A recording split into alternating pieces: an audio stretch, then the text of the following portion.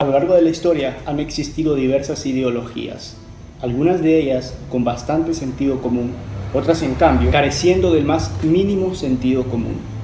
Por un lado tenemos ideologías que han hecho evolucionar y avanzar nuestra sociedad, y por el otro tenemos ideologías que no han hecho más que atrasarla. A continuación voy a hablar de las dos ideologías predominantes en la actualidad, y me refiero, por un lado, al paleoconservadurismo y por el otro, al progresismo más liberal. Ambas ideologías han venido ganando muchísimo terreno en los últimos tiempos. El paleoconservadurismo es una mezcla de proteccionismo económico y conservadurismo social y cultural. Dentro del paleoconservadurismo se concibe una economía de libre mercado, globalización de la economía y del comercio, la creación de bloques comerciales, la mínima intervención por parte del Estado dentro del comercio, entre otras cosas más.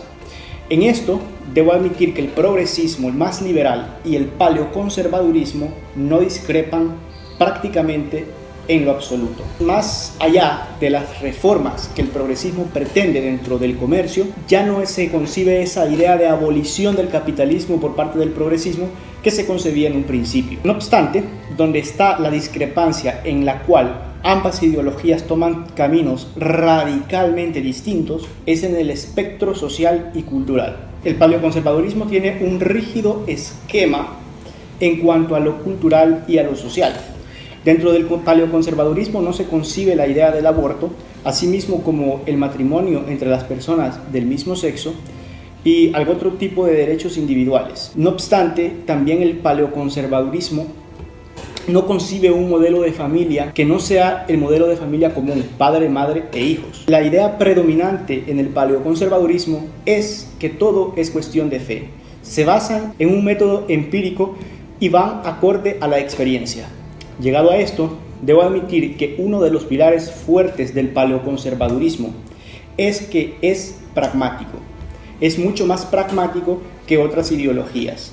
Esto quiere decir que la experiencia les ayuda a implementar en la práctica de forma más eficaz ciertas ideas que predominan en este pensamiento. Por otro lado tenemos el progresismo, que aunque en principio pretendía abolir el capitalismo, el progresismo entendido como una socialdemocracia, que es lo que le precede al progresismo más liberal de hoy día el progresismo ya no pretende abolir el capitalismo, sino que se une a él y pretende reformarlo, ablandarlo. El padre del progresismo es Edward Bernstein. Las ideas de Edward Bernstein ya no eran abolir el capitalismo e instaurar el socialismo. Recordemos que en principio la socialdemocracia lo que pretendía era instaurar un sistema socialista por la vía democrática, en contrariedad con el socialismo revolucionario que lo que pretendía era hacerlo por la vía de la guerra, de las armas. No obstante, la falta de eficacia de esta ideología la llevó a evolucionar en el tiempo hasta convertirse en una ideología que ya no pretende abolir el capitalismo, sino que ablandarlo. La falta de eficacia, ¿por qué? Bueno, pues que en principio el socialismo revolucionario es más efectivo que la socialdemocracia en cuanto al fin de instaurar el socialismo en una nación, mientras que el socialismo te decía, vengo a expropiarte tus bienes, tus medios de producción para que estos le pertenezcan al Estado y no te estoy preguntando, te los voy a expropiar. La socialdemocracia hacía algo más como, vengo a expropiarte tus bienes. ¿Quieres? Evidentemente este enfoque no fue aplicable y por lo tanto el progresismo tuvo que evolucionar. Y nada más se adapta al capitalismo y pretende ablandarlo, reformarlo. Una de las principales ideas del progresismo es el estado de bienestar, la justicia social, la igualdad para todos, el respeto de los derechos individuales. Y aunque en el ámbito económico ha hecho importantes reformas, la lucha se concentra hoy en día en el ámbito cultural y social. Con esto me refiero a que la lucha principal del progresismo es hacer ciertos cambios culturales dentro de la sociedad. Dentro de esos cambios están los derechos individuales que ya hablábamos, que el conservadurismo se niega rotundamente a cambiar. Aborto, matrimonio entre los mismos sexos, entre otras más ideas. Quedémonos con que este discurso humanista del progresismo a veces solo sirve como de carnada para que ciertos gobiernos puedan llegar al poder y al final no aplicar ni un 5% de lo que en teoría se entiende por progresismo, malinterpretándose su mensaje y siendo este objeto de crítica de muchas personas. De hecho, en muchos países la voz populi es apatía hacia el progresismo, aunque sí existen países como España, Argentina, parte de Brasil, que sí que apoyan el progresismo, que sí que lo entienden como una buena vía para la evolución política, económica, social y cultural. No obstante, la mala praxis de algunos gobiernos ha hecho a crear cierta apatía hacia esa idea. Uno de los errores principales que comete el progresismo cuando llega al poder o los partidos progresistas es crear una casta subvencionada.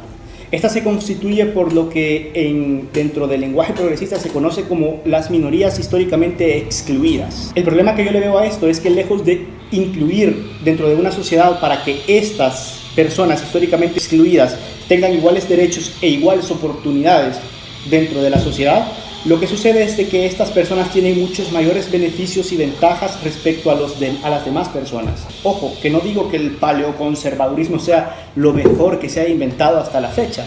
Evidentemente tiene sus desventajas y una de ellas es sobreponer valores religiosos ante la ciencia en muchas ocasiones. Y este es a mi juicio un fantasma que lo va a perseguir siempre al paleoconservadurismo, puesto que la doctrina religiosa ha sido un influyente invariable en cualquier doctrina que se le acerque al conservadurismo. La pregunta es que sí, ¿qué tanto puede ser esto beneficioso o no? No digo yo que todo lo que tenga que ver con la religión sea negativo. De hecho, hay principios religiosos que me ponen la piel de gallina de lo buenos que son. Pero hay otros, en cambio, que sinceramente dejan mucho que desear. Y seguro que muchos de aquí entienden de qué principios, entre comillas, hablo. Por ese lado, pues el paleoconservadurismo tiene sus problemas de base. No obstante, no podemos negar ciertos puntos fuertes que acompañan a esta doctrina. Uno de ellos, pues básicamente que es pragmático. Una de las cosas admirables de esta doctrina es eso, el pragmatismo que tienen. Es mucho más aplicable que un sinfín de doctrinas que lo son todo en teoría, pero muy poco en la práctica. Y el progresismo me temo que es una de esas. Evidentemente esto se da ya por falta de interés, poca conveniencia. Pueden ser muchos los motivos por los cuales el progresismo no es en la práctica lo que se supone que debería de ser, aunque sí podemos hablar de unos cuantos gobiernos progresistas cuya aplicación de la doctrina es aceptable.